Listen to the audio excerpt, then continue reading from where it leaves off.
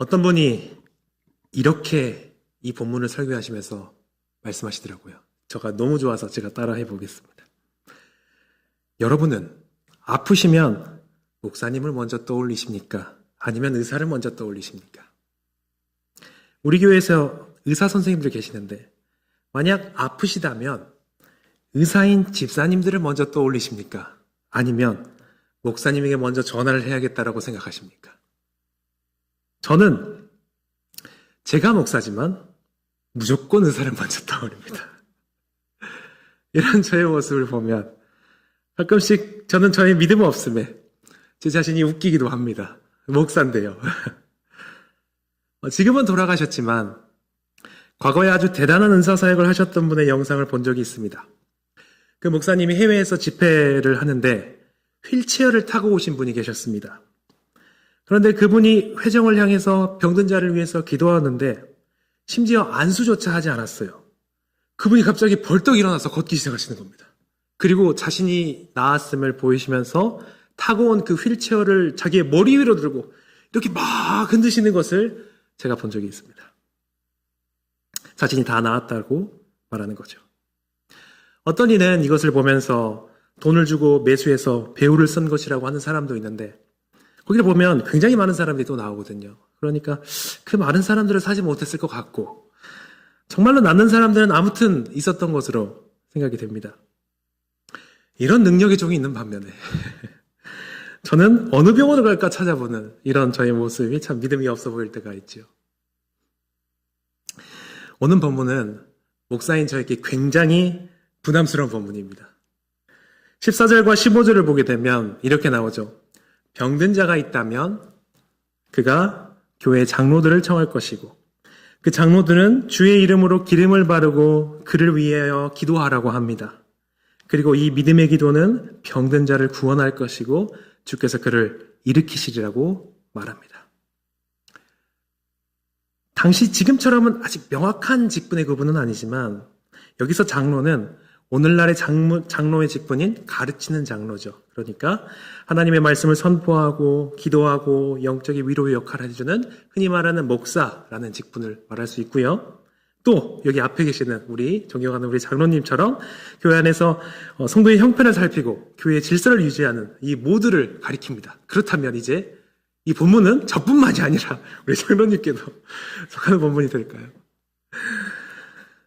그래서 오늘 본문을 적용하자면 만약 병든 자가 있다면 목사님과 장로님들을 청하라는 겁니다. 그리고 이들이 병든 성도를 향해서 기름을 바르고 믿음의 기도를 간절히 한다면 하나님께서 그를 낫게 하신다는 겁니다. 그런데 문제가 있습니다. 문제가 무엇입니까? 안 낫는다는 겁니다. 안 낫는다는 거예요. 낫지 않는 경우가 훨씬 많다라는 겁니다. 오늘 본문은 흔히 말하는 우리가 치유사역을 중요시하는 여기는 분들이 뽑는 가장 핵심 구절 중에 하나입니다. 믿음의 기도는 병든 자를 낫게 한다는 것이죠. 그리고 더 나아가서 이런 기도는 특별한 사람만이 아니라 사실 목사나 장로뿐만이 아니라 보통의 신자들, 흔히 말하는 보통의 신자들 역시 할 수 있다라고 합니다. 우리 17절과 18절 함께 읽어볼까요? 자, 읽어보겠습니다. 자, 시작!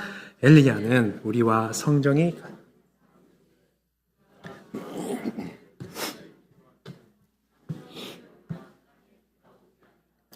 다시 기도하니 하늘이 비를 주고 땅이 열매를 맺었느니라. 아멘. 여기서 엘리야의 예시가 나옵니다. 이 엘리야는 구약에서 능력의 종의 대명사입니다. 심지어 죽음을 보지 않고 승천한 인물이죠. 그런데 이 야고보 사도는 엘리야 자체가, 이 엘리야라는 사람 자체가 특별한 사람이 아니라고 우리와 같은 성정이 같은 사람이라고 말하는 겁니다. 그리고 그를 통해서 일어났던 가장 엄청난 기적이 바로 그의 정말 특별한 사람이기 때문이 아니라 그의 기도 때문이라고, 간절한 기도 때문이라고 말합니다. 17절에 그가 간절히 기도한즉이라고 하는데 이 말은 기도로 기도한즉이랍니다. 기도를 2번 써서 강조하면서 간절히 기도했다 이렇게 말하는 거죠. 그가 간절히 기도한즉 비가 오지 않고 그가 또 기도한즉 비가 다시 오게 되었다라고 말합니다. 이 말은 그 사람 자체가 특별한 사람이 아니고 평범한 사람도, 보통의 신자도 간절하게 그리고 믿음으로 기도한다면 이런 일들을 할 수 있다라고 받아들이게 됩니다. 또 16절에 의인의 간구는 역사하는 힘이 크다고 말하기에 우리는 15절과 16절 그리고 17절과 18절에 나오는 엘리야의 예시를 합쳐서 이렇게 생각합니다. 믿음의 기도는 믿음을 가지고 간절히 하나님께 기도하는 것이다. 그리고 이렇게 기도하는 의인의 간구는 역사함이 크다. 이것은 하나님께서 고쳐주실 것을 믿고 간절히 기도한다면 병든 자가 낫는 것을 의미한다. 심지어 혹시 죄를 지었을지라도 사하심을 받을 것이다. 이렇게 우리가 받아들이게 됩니다. 그리고 이 본문을 가지고 우리는 더 나아가서 이렇게 생각하기도 합니다. 만약에 치유가 일어나지 않는다면 우리는 그러면 어떻게 받아들이게 될까요? 그러면 믿음이 없는 기도를 하고 있거나 간절하지 않아서라고 생각하게 됩니다. 성경에서는 겨자씨 한 알만한 믿음이 있다면 산을 옮길 수 있다고 하는데 치유가 일어나지 않는다는 것은 믿음이 없다고 보는 것입니다. 또 기도 외에는 이런 종류가 나갈 수 없다라고 하신 예수님의 말씀을 통해서 기도가 부족하기 때문에 병든 자가 낫지 않았다고 말합니다. 그래서 이 관점에서 오늘 본문을 본다면 결론이 어떻게 될까요? 우리는 이렇게 돼야 되죠. 병든 자가 낫기 위해서 믿음을 갖자, 간절히 기도하자, 이렇게 되는 것이 오늘 본문의 결론이 될 것입니다. 그런데 오늘 본문을 이렇게만 보는 것이 맞을까요? 저는 조금 어렵다라고 생각합니다. 예를 들어서 불치병이나 난치병에 걸린 아픈 아이를 둔 부모님이 있다라고 해보실까요? 그러면 그 엄마 아빠가 얼마나 마음이 아프고 간절하겠습니까? 이 아이가 빨리 낫기를, 아니 이 아이가 낫는 것은 아니라도 일반적인 생활을 할 수 있기에 얼마나 기도를 했겠습니까? 그런데 이 아이가 낫지를 않는 거예요. 이 아이가 그대로 아픈 겁니다. 우리가 주변에서 볼 수 있는 상황이죠. 이 상황에서 아까 보았던, 우리가 읽었던 그 본문의 결론대로 생각하자면 이렇게 적용이 됩니다. 덜 간절해서 그래. 더 간절해야 돼. 더 기도해야 돼. 아니, 어떻게 더 간절할 수 있겠습니까? 특별한 경우를 제외한다면 엄마 아빠보다 아이를 사랑하는 이가 누가 있습니까? 심지어 그 아이 본인보다 그 아이를 사랑하는 게 부모님이 아닙니까? 부모님의 사랑 아닙니까? 그런데 또 얼마만큼 더 간절해야, 얼마만큼 더 기도해야 믿음의 기도를 할 수 있는 겁니까? 얼마만큼 더 기도해야 주께서 그를 일으키도록 기도할 수 있겠습니까? 또 이렇게 말하기도 합니다. 믿음이 부족해서 그래. 그런데 우리가 한번 생각해 볼까요? 만약 기적의 조건이, 치유의 조건이 나의 확신에 달려있다면 이 말씀은 고난당하는 이들에게 얼마나 잔인한 희망 고문이 될지 생각해 보셨습니까? 아이를 살리지 못한 이유가 오로지 부모의 부족한 믿음 때문이라는 결론에 이르게 된다면 그것은 사실 복음이 아니라, 복된 소식이 아니라 평생 씻을 수 없는 정죄가 되고 말 것입니다. 이렇게 하다가 정말 만약 이 아이가 병으로 죽게 된다면 그러면 그 엄마 아빠는 믿음의 기도, 간절한 기도를 하지 못해서 사랑하는 아이를 살리지 못하는 실패자가 되는 것이고 신앙적으로도 실패자가 되는 것입니다. 저는 이 본문을 가지고 병든 자에게 낫기를 위해서 기도하지 말아야 한다라고 말하는 것이 아닙니다. 저는 또 이 본문을 가지고 병든 자를 위해서 기도할 때 낫는 일이 전혀 없다라고 말하는 것도 아닙니다. 단지 제가 지금 말씀드리고 싶은 것은 이 본문이 단순히 이렇게 병자가 낫기만을 위해서 해석될 수는 없다라고 말씀을 드리는 거죠.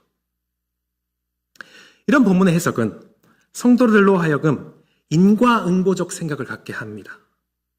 내가 믿음이 있다면 병이 나을 것이고 내가 하나님을 움직일 만큼 간절히 기도한다면 내 기도가 응답받을 것이라는 전제가 깔려 있습니다.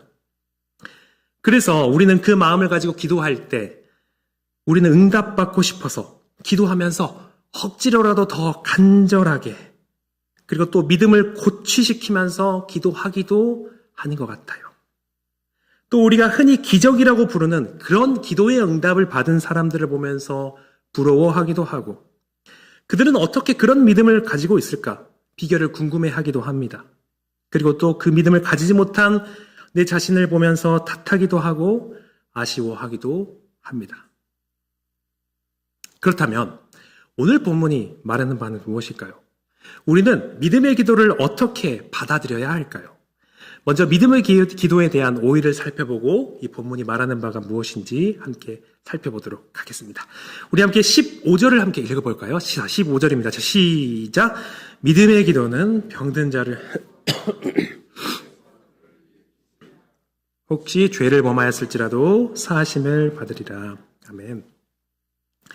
여기서 믿음의 기도는 단순히 믿음으로 하는 기도가 아니라 그러니까 정관사가 붙어 있습니다. 그 믿음의 기도라고 하는 건데 더글라스 무라는 신학자는 여기서 정관사가 붙은 것은 이 믿음의 기도가 단순히 모든 기도 상황에서 적용되는 일반 원칙이 아니라고 말하고 있습니다.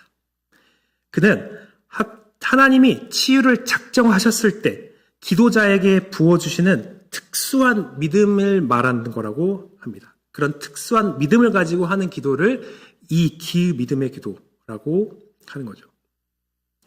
저 굉장히 조심스럽지만 저는 이 믿음이 어떤 믿음인지 알 것 같습니다.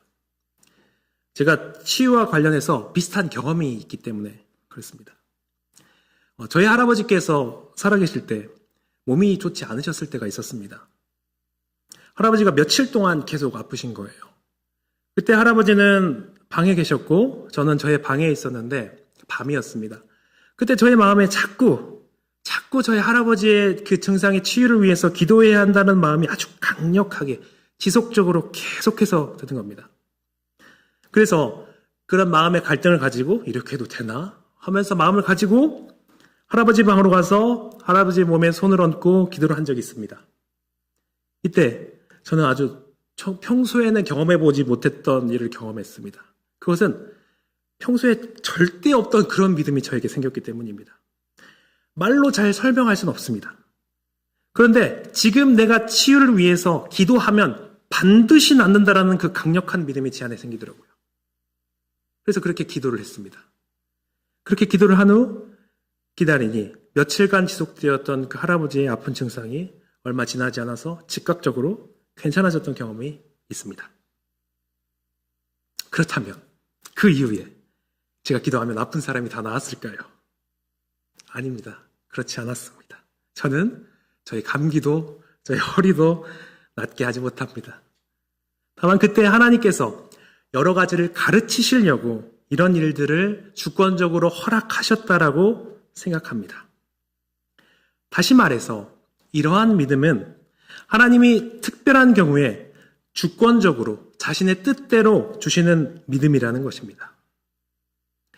오늘 말씀을 오해해서 모든 기도의 상황에서 적용하게 된다면 믿음 좋은 장로들이 계속해서 기도하면 모든 병이 다 나아야 됩니다. 그렇죠. 하지만 그 사도 바울조차도 모든 사람을 낫게 하지 못했습니다. 디모데후서 4장 20절에 보면은 병들어서 밀레도에 그냥 두었다라는 말이 있습니다.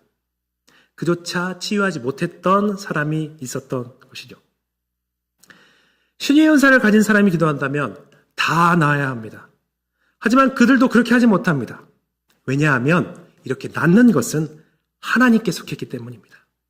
우리가 읽는 15절의 핵심은 주께서에 있습니다. 주께서 그를 일으키신다라고 말합니다. 기도가 아니라요. 주께서 일으키십니다.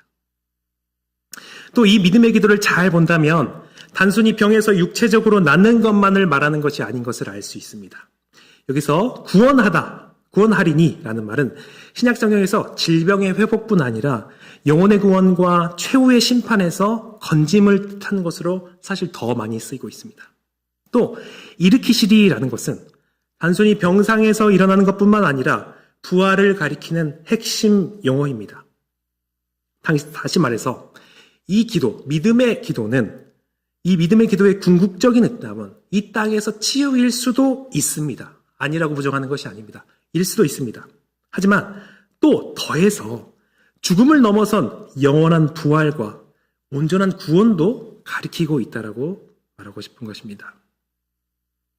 그렇다면 이 믿음의 기도를 어떻게 이해하는 것이 잘 이해하는 것일까요? 이는 오늘 본문이 주어지는 맥락을 살펴보면 더 잘 알 수 있습니다.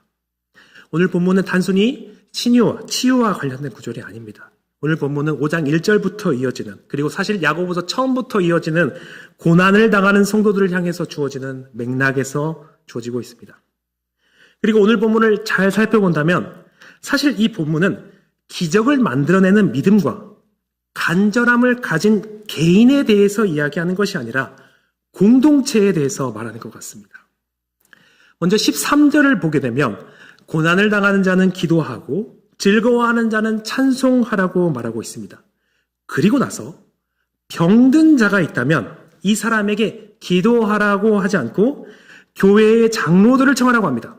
그리고 본문은 그 후로부터 계속해서 너희 중에 장로들을 청하라, 서로 기도하라, 서로 고백하라 하면서 공동체를 강조하고 있습니다. 혼자 열심히 해서 병을 고쳐라가 아니라 공동체가 함께 아파하고 함께 죄를 짊어지며 함께 은혜를 구하라는 것입니다. 이는 믿음의 기도가, 오늘 본문에서 나오는 그 믿음의 기도가 개인의 경건 능력을 시험하는 테스트가 아니라 교회 공동체가 얼마나 서로를 돌보는지 보여주는 것임을 의미합니다. 그렇다면 믿음의 기도는 지금 능력의 기도를 하는 그 개인에 대해서 이야기하는 것이 아니라 고난을 당하는 형제를 영과 육으로 모두 돌보는 배경에서의 기도를 말하고 있는 것입니다. 또 이 고난을 당할 때에 장로들을 청하는 것을 볼 때 그 의미를 알 수 있습니다. 교회 장로들은 이 병든 이를 찾아가서 주의 이름으로 기름을 바르고 기도합니다. 여기서 기름을 보통 약이라고 생각해서 병든 형제가 낫기를 위해 기도하면서도 약도 함께 사용하는 것이라고도 하기도 합니다. 그러나 이것은 조금 적절하지 못하게 보입니다. 왜냐하면 성경에서 기름이 약으로 사용된 적은 있지만 사실 약의 대명사처럼 사용되지는 않기 때문입니다. 또 외상에는 기름이 약으로 사용되는 것 같지만 내부 상처에는 기름이 약으로 사용되지 않는 것처럼 보이기 때문에 그렇습니다.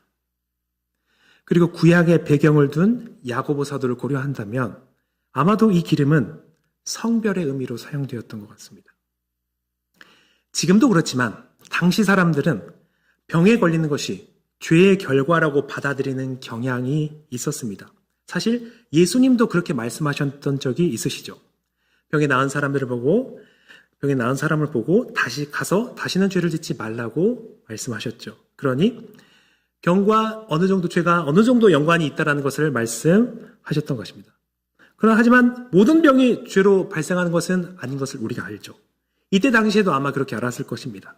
그것을 알지만 병에 걸린 사람은 혹시 자신이 병에 든 것이 죄의 결과가 아닌가 고민하게 되죠. 사람이 아프게 되면, 고난에 들게 되면 내가 무슨 잘못 때문에 이런 일이 일어나 생각하는 것처럼 병들을 때도 그렇게 고민했던 것 같습니다.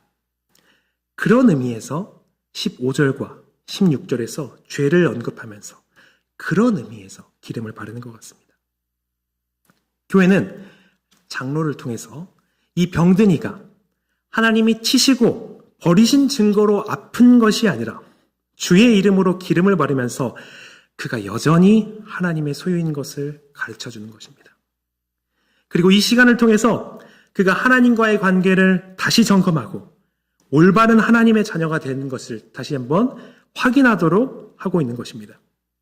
또 교회 공동체는 이 병든 자와 서로의 죄를 고백하며 그가 함께 영적인 가족인 것을 다시 한번 확증하고 그를 굳건하게 하는 것입니다. 우리가 저번 주에 살펴봤던 것처럼 고난 가운데서 굳건하게 하는 것입니다. 결국 초대교회 장로들의 역할이 성도를 목양하고 하나님과의 관계를 올바르게 하는 데 있었다는 것을 볼 때 병상에서의 기름 바른과 기도는 그 관계를 회복시키는 가장 강력한 목양적 돌봄이라고 할 수 있습니다. 그렇다면 장로들이 이 병든 자를 위해서 하는 행동은, 공동체가 이 병든 자를 위해서 하는 기도는 단순히 병을 낫기 위해서 하는 것이 아니라 그가 하나님의 구별된 백성으로, 그리고 하나님과의 관계를 다시 점검할 수 있게 만드는 것입니다. 이렇게 오늘 본문을 다시 보게 된다면 믿음의 기도는 단순히 병든 자를 치유하게 하기 위해서 하는 것이 아니라 고난당하는 형제를 돌보는 기도인 것을 보여주고 있는 것입니다. 병이 들었을 때 의사를 찾는 것은 상식입니다. 그러나 우리가 목사를 청하고 장로를 청하는 이유는 의사는 내 몸을 고치지만 공동체는 내 영혼과 하나님과의 관계를 지키기 때문입니다. 의술을 통해서든지 기적을 통해서든지 우리를 일으키시는 분은 주님이심을 고백하는 것, 저는 그것이 바로 오늘 본문에서 나오는 믿음의 기도라고 생각합니다. 그렇다면 우리는 이 말씀을 어떻게 실천할 수 있을까요? 우리는 이 말씀을 가지고 고난당하는 이를 향해서 그리스도의 손길이 되어야 합니다. 여러분, 사실 상상해 보십시오. 이 본문에서 나오는 이 공동체가 하는 이 행동은 사실 예수님의 모습입니다. 만약 예수님께서 이 땅에 거닐고 계실 때 예수님의 제자 중에 한 명이 이렇게 아파서 병들어 누워있다라고 한다면 예수님께서 어떻게 하셨겠습니까? 그분은 그를 사랑하시고 또 가여워하시고 불쌍히 여기시면서 그를 찾아왔을 것입니다. 그리고 그분은 가르치시고 죄를 사하시고 병을 고치셨을 것입니다. 예수님께서 이 땅에 계셨다면 하실 그 일을 사실 교회 공동체가 그에게 하는 것입니다. 예수 그리스도의 몸으로서 지체와 형제들을 사랑하는 것입니다. 이것은 온전하신 그분을 닮아가는 일입니다. 말씀을 듣기만 하는 삶이 아니라 그 말씀을 행하는 것입니다. 예수님이 그러하실 것처럼 그를 찾아가서 믿음을 굳건하게 하고 고난 가운데서 힘을 주는 것입니다. 병든 그가 예수님이 어디 있나 질문이 생길 때에 그 예수님의 따뜻한 손길이 되는 것, 하나님이 나를 버린 것 같을 때에 그 증거로 이 모든 병과 고난이 왔다라고 생각될 때에 그를 향해서 하나님이 여전히 당신을 사랑하시고 당신은 여전히 하나님의 자녀라고 말해주고 그를 위해서 기도하는 것, 그것이 바로 믿음의 기도를 실천하는 것일 겁니다. 또 단순히 병든 자들만을 위하는 것이 아니라 인생의 여러 고난 속에서 그들이 혼자서 고통당하고 힘들어하지 않도록 그리스도의 몸된 공동체로 찾아가는 것이 오늘 말씀의 실천이 될 수 있을 것입니다. 우리가 고난을 당하다 보면 하나님이 보이지 않죠. 참 막막해 보일 때가 있습니다. 그리고 정말 답답합니다. 인생을 살다가 보면 한 번쯤은 있을 것입니다. 너무나도 힘들고 그 기가 막힌 웅덩이를 만나다 보면 그때는 기도가 나오지 않죠. 막막합니다.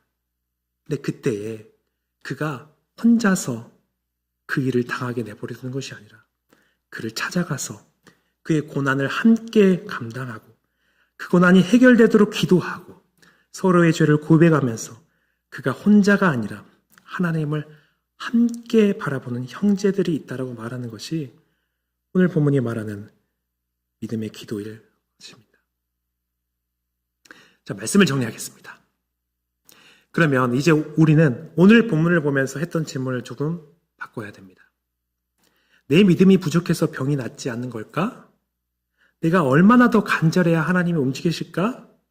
그렇게 질문하면 조금 우리의 삶이 너무나도 힘들어집니다. 우리는 사실 그 무거운 죄책감의 자리를 이 본문에서는 그렇게 찾지 않아도 될 것 같아요. 우리가 오늘 본문을 통해서 확인한 믿음의 기도는 개인의 경건의 능력을 증명해내는 시험대가 아닙니다. 이것은 고난의 한복판에서 하나님이 보이지 않아 절망하는 형제에게 찾아가서 그의 머리에 기름을 바르고 당신은 여전히 하나님의 소유입니다. 하나님은 결코 당신을 버리지 않았습니다. 라고 하는 확증의 선포인 것입니다.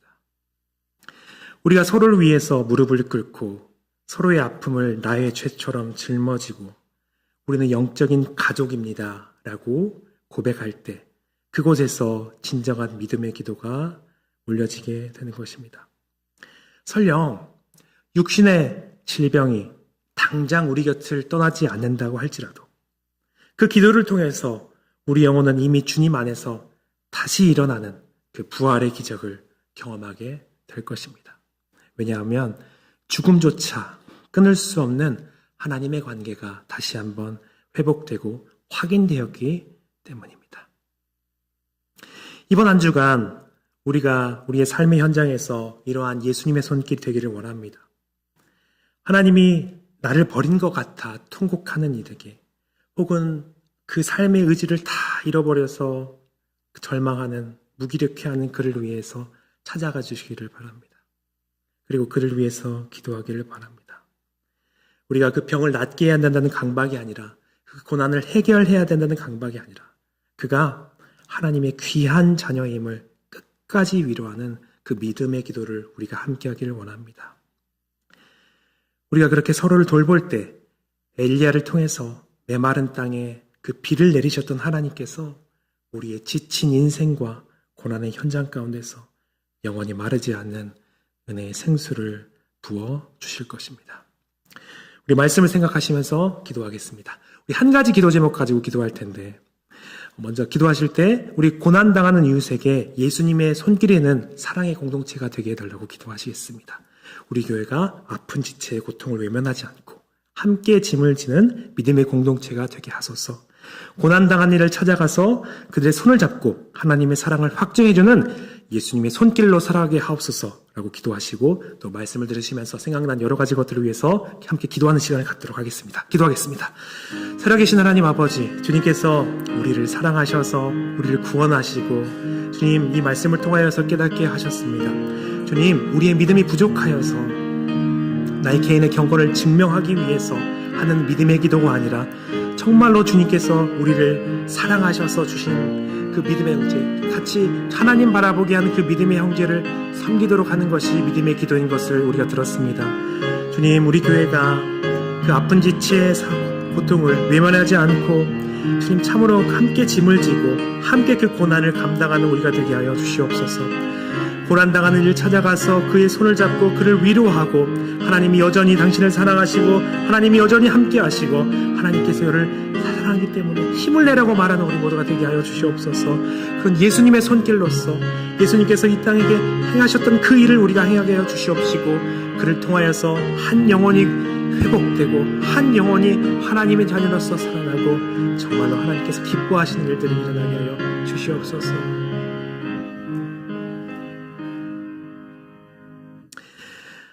살아계신 하나님 아버지, 주님, 우리 주님께서 우리의 옆에 주신 그 사랑하는 형제들을 잘 섬길 수 있도록 하여 주시옵소서. 고난을 당하고 병들고 또한 여러 가지 어려움 가운데 있는 우리의 형제들에게, 지체들에게 예수님의 손길이 되게 하여 주시옵소서. 특별히 우리 교회 공동체가 이 아픈 지체들의 고통을 외면하지 않고 함께 짐을 지게 하여 주시옵소서.